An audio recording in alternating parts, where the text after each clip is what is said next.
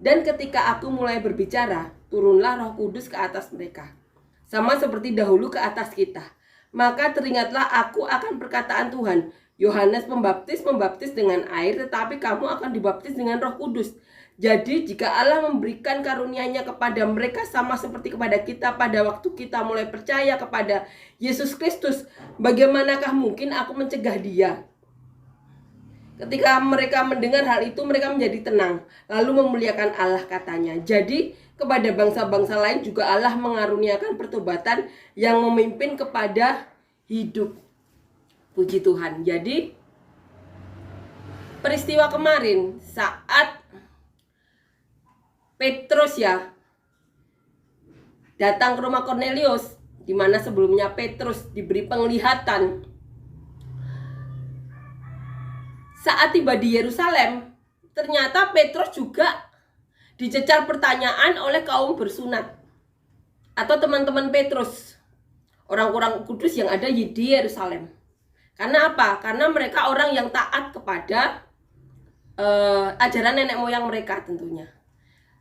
Dimana saat itu mereka dilarang untuk memasuki rumah orang-orang yang tidak bersunat. Dimana banyak pengalaman dari bangsa Israel ditulis juga di sini. Bagaimana bangsa mereka karena melanggar perintah Allah mendapatkan sesuatu akibat. Jadi saat Petrus datang ke Yerusalem balik orang-orang yang bersunat atau teman-teman Petrus itu bertanya kepada Petrus. Mereka bertanya begini, engkau telah masuk ke rumah orang-orang yang tidak bersunat dan makan bersama-sama dengan mereka. Jadi mereka bertanya seperti itu. Tetapi di sini Petrus menjelaskan kepada mereka, menjelaskan kronologi semuanya bagaimana Petrus dikasih penglihatan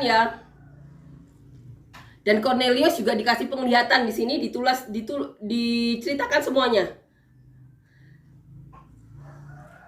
Aku sedang berdoa di kota Yope. Tiba-tiba rohku diliputi kuasa ilahi dan aku melihat suatu penglihatan, suatu benda berbentuk kain lebar yang bergantung pada keempat sudutnya diturunkan dari langit sampai di depanku. Aku menatapnya dan di dalamnya aku lihat segala jenis binatang berkaki empat dan binatang liar dan binatang menjalar dan burung-burung. Lalu aku mendengar suara berkata kepadaku, bangunlah hai Petrus, sembelihlah dan makanlah. Tetapi Petrus berkata, tidak Tuhan, tidak, sebab belum pernah sesuatu yang haram dan yang tidak tahir masuk ke dalam mulutku. Di sini membuktikan bahwa Petrus itu benar-benar taat kepada ajaran nenek moyang mereka, sehingga tidak memasukkan apa yang menurut nenek moyang mereka haram atau najis.